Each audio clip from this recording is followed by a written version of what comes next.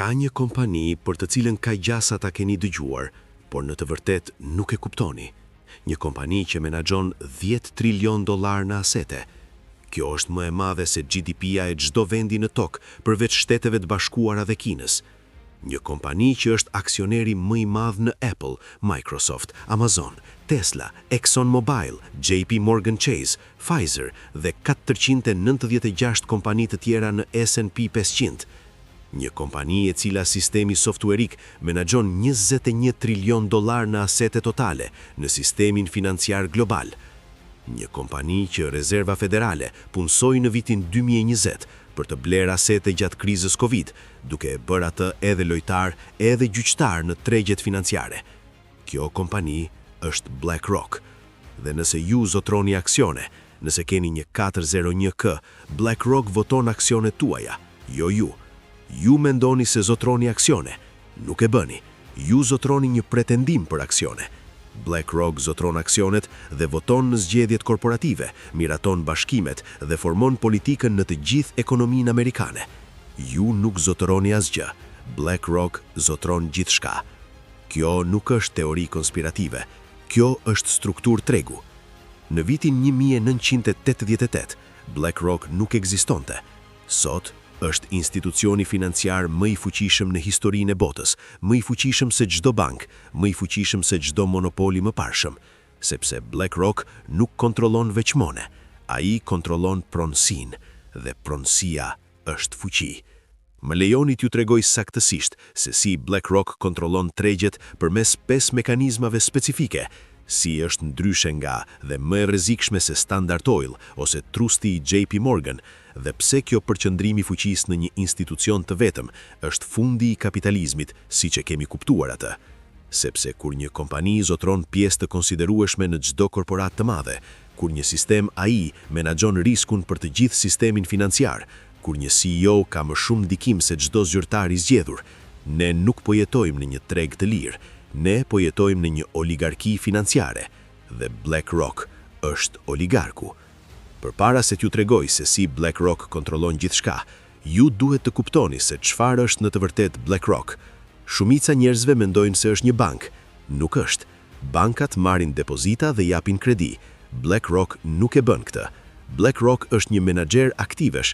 Ai menaxhon para për njerëzit e tjerë, fondet e pensionit, fondet e pasurisë sovrane, kompanitë e sigurimit, endowmentet universitare dhe investitorët individual përmes ETF-ve.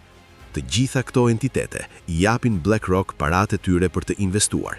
BlackRock merr një tarif, zakonisht 0.03% deri në 2% në varësi të produktit, dhe investon paratë sipas strategjisë së secilit klient. Ja shkalla. BlackRock menaxhon 10 trilion dollar që nga viti 2024, nga 4.3 trilion dollar në vitin 2013, duke dyfishuar në pak më shumë se një dekadë. Për të vënë 10 trilion dollar në perspektivë, kjo është më shumë se vlera totale e të gjithë monedhës amerikane në qarkullim, fizike dhe digjitale. Kjo është më shumë se GDP-ja e Japonisë, Gjermanisë dhe Mbretërisë së Bashkuar së bashku. Kjo është 40% e GDP-s totale të SBA-s. Një kompani menaxhon asete të barabarta me 40% të gjithë prodhimit ekonomik të Amerikës. Dhe BlackRock nuk është vetëm. Vanguard menaxhon 8 trilion dollar. State Street menaxhon 4 trilion dollar. Së bashku, këto 3 firma menaxhojnë 22 trilion dollar, rreth 90% e GDP-s së SBA-s. Por BlackRock është më i madhi, më i fuqishmi dhe më me ndikim. Dhe ndryshe nga Vanguard, i cili është teknikisht në pronësi të mbajtësve të fondeve të tij, BlackRock është një korporat me aksione publike. Ka aksioner, një CEO dhe incentiva fitimi. Kjo ka rëndësi sepse BlackRock merr vendime për të maksimizuar fitimin e tij, jo domosdoshmërisht interesat e klientëve të tij. BlackRock u themelua në vitin 1988 nga Larry Fink dhe 7 partner. Fink ishte një tregtar obligacionesh në First Boston, i cili kishte bërë një bast të keq për letra me vlerë të mbështetura nga hipoteka dhe kishte humbur 100 milion dollar për firmën. Ai u shkarkua, por ai mësoi diçka vendimtare nga ai dështim. Menaxhimi i rrezikut është gjithçka. Nëse ju mund të matni rrezikun më mirë se kushdo tjetër, ju mund t'i mbuni të gjithë të tjerët. Kështu që Fink dhe partnerët e tij ndërtuan një sistem menaxhimi të rrezikut, e quajtën atë Aladdin, Asset, Liability, Debt and Derivative Investment Network. Ky sistem do të bëhej arma sekrete e BlackRock. Fillimisht, BlackRock menaxhonte asete për institucionet, por në vitin 2009, BlackRock bleu Barclays Global Investors për $13.5 miliard. Ky blerje solli iShares, platformën më të madhe të ETF-ve në botë. Papritur, BlackRock nuk po menaxhonte vetëm para për institucionet, ai po menaxhonte para për miliona investitorë me pakicë përmes fondeve të indeksit dhe ETF-ve. Kjo ndryshoi gjithçka, sepse investitorët me pakicë nuk u kushtojnë vëmendje votave përfaqësuese ose qeverisjes korporative. Ata duan vetëm kthime dhe BlackRock voton aksionet e tyre. Kjo i dha BlackRock fuqi të jashtëzakonshme votimi në të gjithë ekonominë. Sot, BlackRock ofron mbi 1130 produkte investimi. Më i famshmi është iShares S&P 500 ETF, ticker IVV. Nëse ju zotroni këtë ETF, ju zotroni një copë të vogël të 500 kompanive, por ju nuk i votoni ato aksione. BlackRock e bën, dhe me $400 miliard vetëm në IVV, BlackRock kontrollon miliona vota në çdo kompani S&P 500. Shumëzoni këtë në të gjitha fondet BlackRock dhe ju shihni fuqinë. BlackRock voton në emër të investitorëve që as nuk dinë se BlackRock po voton për ta. Tani, më lejoni të krahasoj BlackRock me 3 monopole historike për t'ju treguar pse BlackRock është i ndryshëm dhe më i rrezikshëm. Standard Oil 1870 deri në 1911, John D. Rockefeller ndërtoi Standard Oil në monopolin e parë madh amerikan. Në kulmin e saj në vitin 1904, Standard Oil kontrollonte 91% të rafinimit të naftës dhe 85% të shitjeve përfundimtare në Shtetet e Bashkuara. Ishte një monopol horizontal dhe vertikal. Rockefeller zotëronte rafinerit, tubacionet, rrjetet e shpërndarjes, stacionet me pakicë, gjithçka. Kjo përqendrim kontrolli lejoi Standard Oil të vendoste çmimet, të shtynte konkurrentët dhe të nxirrte fitim maksimal. Në vitin 1911, Gjykata Supreme vendosi se Standard Oil ishte një monopol i paligjshëm dhe e ndau në 34 kompani. Por ja dallimi kryesor. Standard Oil kontrollonte një industri, naftën. BlackRock kontrollon pronësinë në të gjitha industritë. Standard Oil mund të vendoste çmimin e kerozinit. BlackRock ndikon në politikën korporative në çdo kompani të madhe në Amerikë. Monopoli i Standard Oil ishte i dukshëm dhe përfundimisht u shkatërrua. Monopoli i BlackRock është i padukshëm, sepse është i strukturuar si investimi diversifikuar dhe nuk ka ligj kundër një kompanie që zotron 7% të çdo kompanie. Kjo është gjenia. Është një monopol që është ligjor sepse quhet menaxhim aktivesh. JP Morgan Trust 1890-at deri në 1912-at. JP Morgan nuk drejtonte vetëm një bank, ai kontrollonte një rrjet të gjerë korporatash përmes drejtorëve të ndërlidhur. Partnerët e Morgan uleshin në bordet e US Steel, General Electric, AT&T dhe qindra kompani të tjera. Morgan kontrollonte hekurudhat, transportin, celikun dhe bankën. Në vitin 1912, Komiteti Pyjo hetoi dhe zbuloi se Morgan dhe 2 banka të tjera kontrollonin korporata me vlerë $22 miliard, ekuivalent me të gjithë furnizimin monetar të SBA-s në atë kohë. Tentakulat e Morgan arrinin në çdo industri të madhe, por kontrolli i Morgan ishte personal dhe i drejt për drejt. Morgan ulej në borde, ai emërtonte ekzekutiv, ai diktonte strategjinë. Fuqia e tij ishte e qartë, gjë që e bëri atë politikisht të prekshëm. Clayton Antitrust Act i vitit 1913 ndaloi drejtoritë të ndërlidhura. Perandoria e Morgan u shpërbë. BlackRock mësoi nga kjo. BlackRock nuk e vendos Larry Fink në bordet korporative. Nuk ka nevojë. Ai zotron aksionet dhe voton përfaqësuesit. Fuqia është indirekte, por më absolute. Ju mund të ndaloni drejtorit të ndërlidhura. Ju nuk mund të ndaloni menaxherët e aktiveve nga votimi i aksioneve të klientëve. Kjo është puna e tyre. Kontrolli është i njëjtë, por struktura ligjore është e paprekshme. IG Farben, 1925 deri në 1945. Ky ishte një kartel kimik gjerman që u bë monopoli përfundimtar. Deri në vitin 1930, IG Farben kontrollonte 90% të prodhimit kimik gjerman. Ai prodhonte naftë sintetike, gom dhe gjatë luftës së dytë botërore, gazin Zyklon B, të përdorur në kampet e përqendrimit naziste. IG Farben ishte aq i fuqishëm sa ndihmoi të financonte ngritjen e Hitler në pushtet. Pas luftës, aleatët e shpërbën IG Farben, duke e ndarë atë në BASF, Bayer dhe Hoist. Mësimi.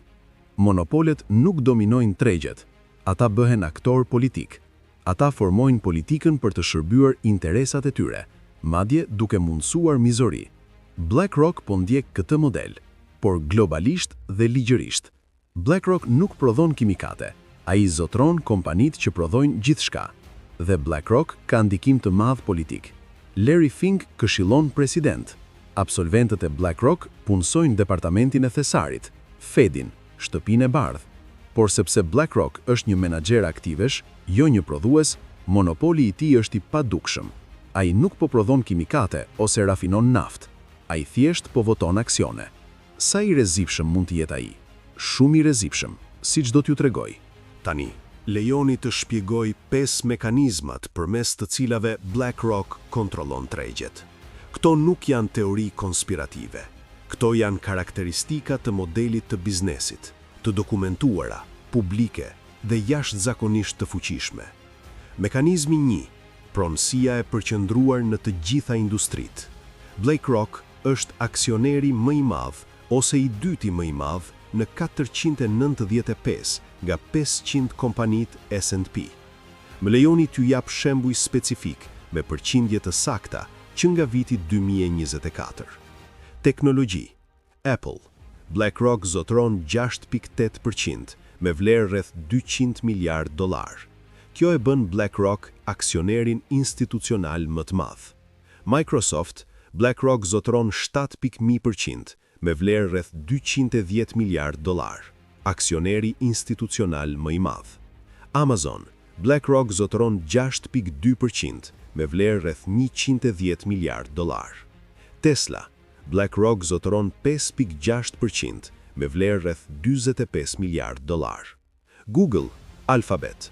BlackRock zotron 6.4% me vlerë rreth $120 miliardë. Meta. Facebook. BlackRock zotron 7.5% me vlerë rreth $85 miliardë. Nvidia. BlackRock zotron 6.9% me vlerë rreth $90 miliardë. Tani, le të shohim sektor të tjerë. Bankingu. JP Morgan Chase. BlackRock zotron 6.8%. Bank of America. BlackRock zotron 7.3%. Wells Fargo. BlackRock zotron 6.9%. Citigroup. BlackRock zotron 6.5%. Morgan Stanley. BlackRock zotron 7.1%. Goldman Sachs. BlackRock zotron 6.2%. Energji. ExxonMobil. BlackRock zotron 7.2%. Chevron. BlackRock zotron 7.1%. ConocoPhillips. BlackRock zotron 6.8%. Occidental Petroleum. BlackRock zotron 6.3%. Farmaceutik. Pfizer. BlackRock zotron 8.1%. Johnson & Johnson. BlackRock zotron 7.4%. Merck. BlackRock zotron 7.9%. AbbVie. BlackRock zotron 7.2%. Bristol Myers Squibb. BlackRock zotron 7.8%. Malra Konsumatori. Procter & Gamble. BlackRock zotron 6.7%. Coca-Cola. BlackRock zotron 7.3%. PepsiCo. BlackRock zotron 7.1%. Walmart. BlackRock zotron 6.5%. Home Depot. BlackRock zotron 6.9%. A e shihni modelin? BlackRock zotron 6 deri në 8% të çdo kompanie të madhe në Amerikë. Jo një kompanie vetme, çdo kompanie madhe. Kjo krijon një monopol pronësie. BlackRock nuk kontrollon 91% të një industrie si Standard Oil. Ai kontrollon 7% të çdo industrie. Kjo është më shumë fuqi, sepse kur ju zotroni pjesë në të gjithë konkurrentët, ju nuk ju intereson se cila kompani fiton. Ju fitoni pavarësisht. Ja pse kjo ka rëndësi. Imagjinoni se BlackRock zotron 7% të Apple dhe 7% të Microsoft. Apple dhe Microsoft konkurojnë në kompjuter, telefon, shërbime cloud. Nëse Apple fiton pjesë tregu, pjesa e BlackRock në Apple fiton vlerë. Nëse Microsoft fiton pjesë tregu, pjesa e BlackRock në Microsoft fiton vlerë. BlackRock nuk ju intereson kush fiton, ai zotron të dyja. Kjo heq presionin konkurrues. Tani, zgjeroni këtë logjik në të gjithë ekonominë. BlackRock zotron pjesë në Delta, United, American Airlines. Nuk ju intereson se cila linja ajrore fiton. Pra, a e shtyn BlackRock linjat ajrore të konkurojnë në çmim, shërbim, eficiencë, apo ai preferon që të gjitha të mbajnë çmimet të larta dhe të maksimizojnë fitimet, duke përfituar pjesët e BlackRock në të gjithë sektorin? Incentiva është e qartë. Shtypni konkurrencën, maksimizoni fitimet e industrisë. Kjo quhet teoria e pronësisë së të përbashkët dhe ekonomistët e kanë dokumentuar se ajo zvogëlon konkurrencën. Një studim i vitit 2017 nga Jose Azar, Martin Schmalz dhe Isabel Teku zbuloi se çmimet e biletave të linjave ajrore janë 3 deri në 7% më të larta për shkak të pronësisë së përbashkët nga BlackRock, Vanguard dhe State Street. Linjat ajrore nuk konkurojnë po aq agresivisht, sepse aksionerët e tyre më të mëdhenj zotrojnë të gjithë konkurrentët. Aksionerët përfitojnë nga konkurenca e zvogeluar, konsumatorët paguajnë çmime më të larta. Ky është monopol përmes përfaqësimit. BlackRock nuk ka nevojë të zotrojë 91% të një linje ajrore. Ai zotron 7% të të gjitha linjave ajrore dhe voton për të mbajtur çmimet të larta në të gjithë industrinë. I njëjti model ekziston në bankim. Studimet tregojnë se bankat me pronësi të përbashkët paguajnë norma më të ulta interesi në depozita dhe ngarkojnë interes më të lartë në kredi. Pse të konkurojnë për depozituesit kur aksionerët tuaj zotrojnë të gjitha bankat konkurruese? Rezultati është miliarda të transferuara nga konsumatorët tek aksionerët.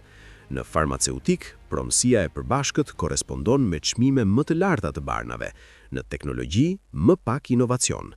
Në çdo sektor, pronësia e përbashkët nga BlackRock, Vanguard dhe State Street shtyp konkurrencën dhe ngre çmimet.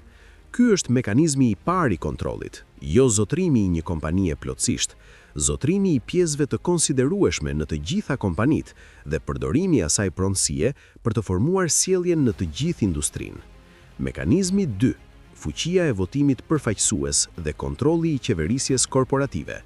Kur ju zotroni aksione përmes një fondi të ndërsjell ose ETF, ju teknikisht zotroni aksionet, por ju nuk i votoni ato. Menaxheri i fondit voton në emër tuaj. Kjo është praktik standarde, por shkalla në BlackRock e bën atë të pashembullt. BlackRock voton përfaqësues për $10 trilion në asete. Kjo janë miliona zotrime individuale aksionesh në mijëra kompani. Në vitin 2023, BlackRock hodhi vota në mbi 16.000 mbledhje aksionerësh globalisht. Ai votoi për kompensim ekzekutiv, zgjedhjet e bordit, bashkimet, strategji korporative, politikat mjedisore, politikat sociale. BlackRock votoi aksionet tuaja dhe përveç nëse ju i dhat BlackRock udhëzime specifike ndryshe, gjë që pothuajse asnjë investitor me pakic nuk e bën, BlackRock votoi megjithatë. Larry Fink dhe ekipi i kujdestarisë së BlackRock vendosi. Ja si funksionon kjo në praktik. Çdo kompani publike ka një mbledhje vjetore aksionerësh, ku aksionerët votojnë për antarët e bordit, pagën ekzekutive dhe vendimet kryesore korporative. Fuqia e votimit është proporcionale me aksionet e zotruara. Nëse BlackRock zotron 7% të Apple, ai kontrollon 7% të votave. Kjo nuk tingëllon si shumë, por në një kompani me pronësi të shpërndar, 7% është shpesh bloku më i madh i vetëm votues. Shumica e aksionerëve individual nuk votojnë, ata as nuk dinë kur janë mbledhjet. Pronësia me pakicë është rreth 30% të tregut, por pjesëmarrja e votimit me pakicë është më pak se 30% e asaj. Pra në mënyrë efektive, investitorët institucional kontrollojnë rezultatet dhe BlackRock është më i madhi. Ja një shembull konkret.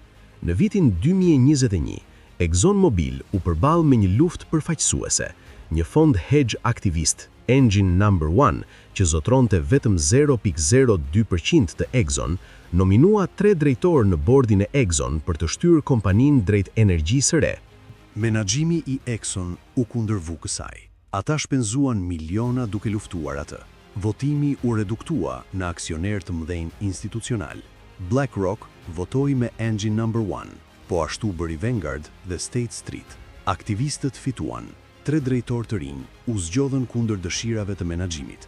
Kjo tregon fuqinë e BlackRock. Exxon është një nga kompanitë më të mëdha në botë, $400 miliardë kapitalizim tregu. Menaxhimi i saj u mundu nga një fond hedge që zotronte 0.02% sepse BlackRock votoi me fondin hedge. Pjesa 7% e BlackRock ishte vendimtare. Ky është kontrolli i qeverisjes korporative. BlackRock nuk e menaxhon Exxon ditë për ditë, por ai vendos se kush ulet në bord dhe bordi vendos strategjinë, CEO, kompensimin, gjithçka.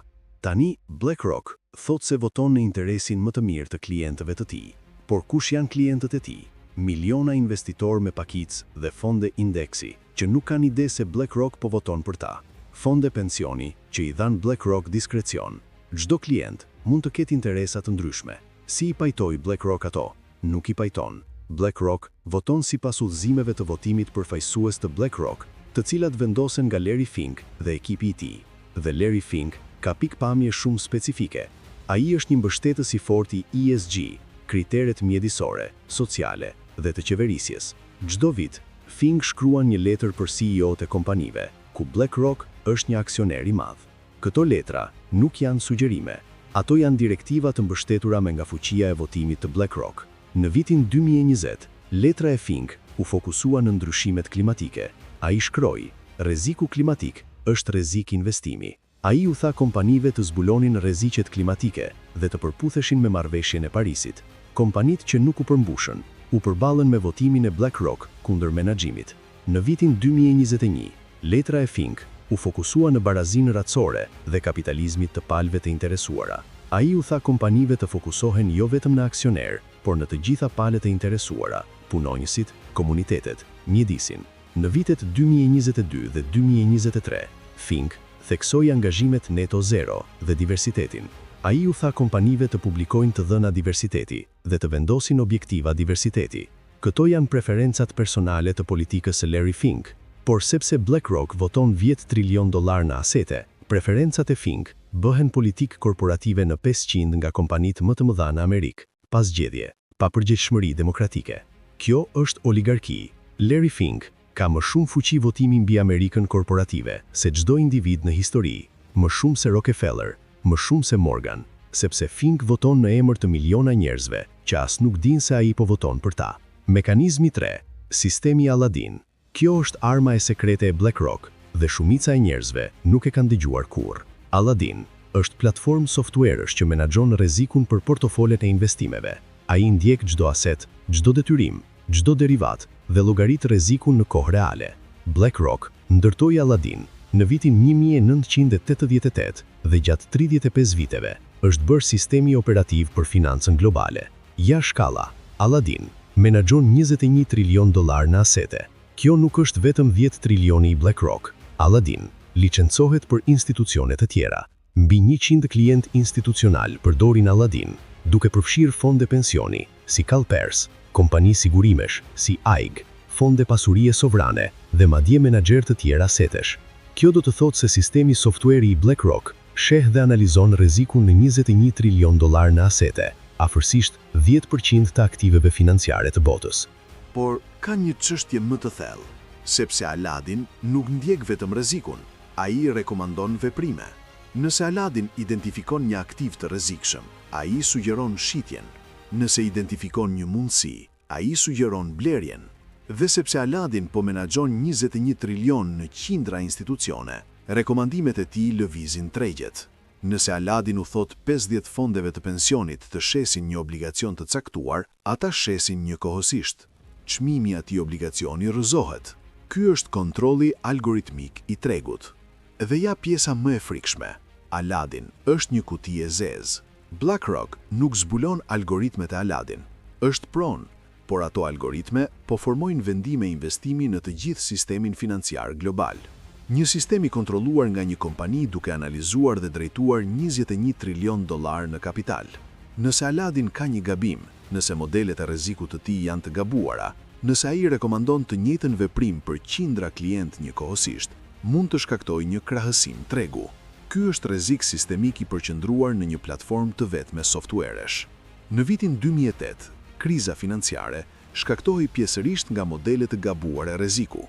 Bankat përdornin modele të ngjashme, të gjitha të cilat nënvlerësonin rrezikun e banesave. Kur banesat ranë, të gjitha modelet dështuan njëkohësisht. Bankat u shembën. Tani imagjinoni atë skenar, por në vend të modeleve të shumta të gabuara, është një model, Aladin, duke kontrolluar 21 trilion dollar.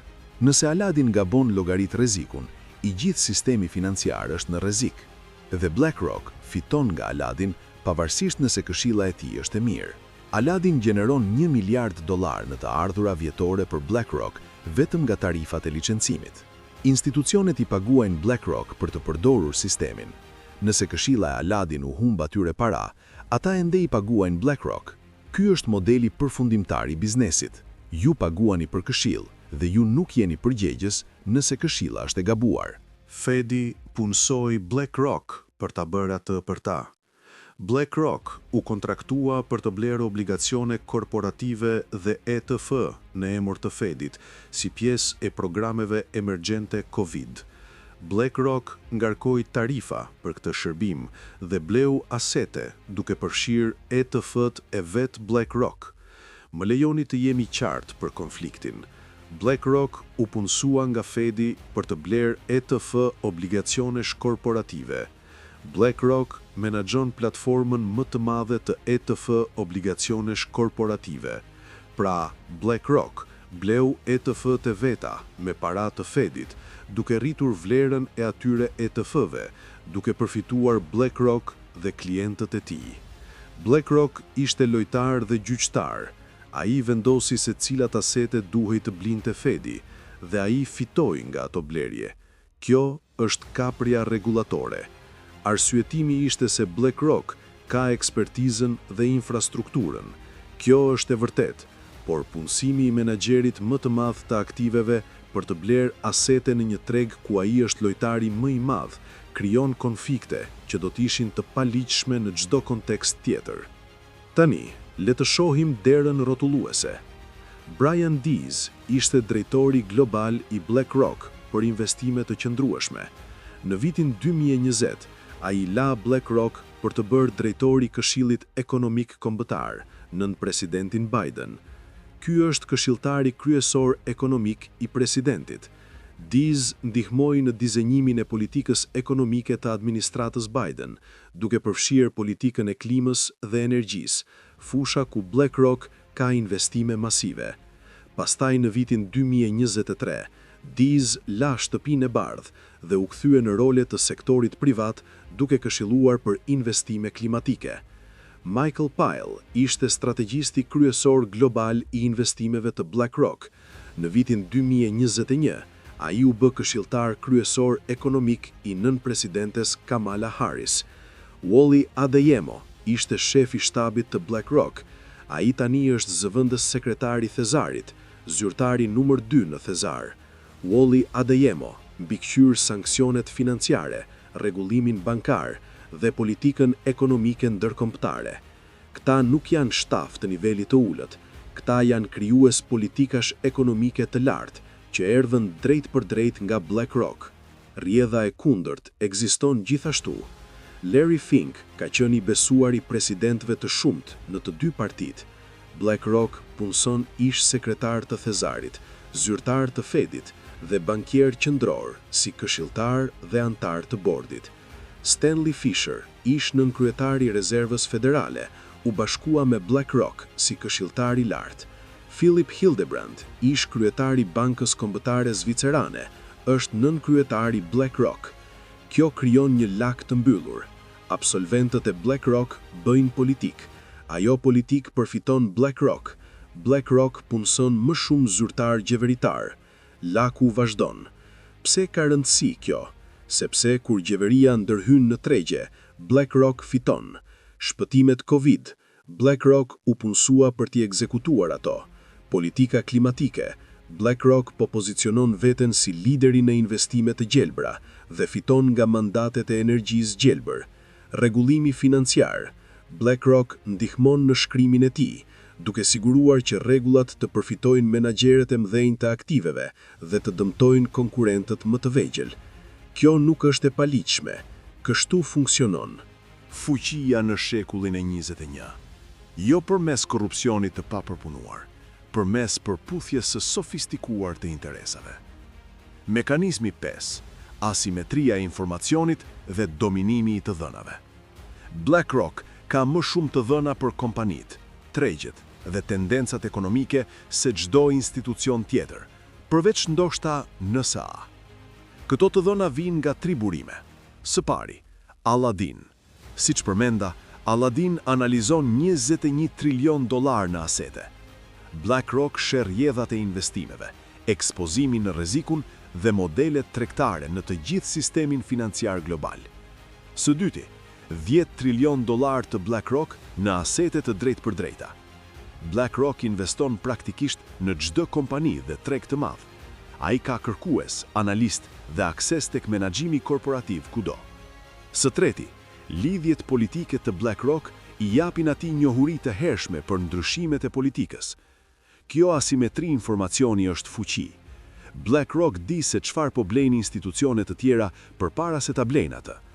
BlackRock di se cilat sektor janë në rrezik përpara se tregjet ta dinë. BlackRock di ndryshimet e politikës përpara se të shpallen. Kjo nuk është tregtim nga brenda në kuptimin ligjor, është avantazh sistemik informacioni. Avantazhi i informacionit është fitim,